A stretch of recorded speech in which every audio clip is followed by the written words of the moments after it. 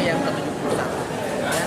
Kegiatan ini dilakukan secara serentak di seluruh Indonesia, ya, seluruh Polda dan Polres, sehingga kita memeriahkannya salah satunya kegiatan bakti sosial, di mana bakti sosial ini adalah kegiatannya donor darah transfusi darah bersama seluruh personel yang bisa, kemudian juga media juga, ya, media massa juga, dan juga santri juga yang kita libatkan. Seluruh elemen masyarakat yang ingin melakukan transfusi darah, ya, bisa dilakukan bertepatan dengan kegiatan hari ulang tahun Kompas Pol.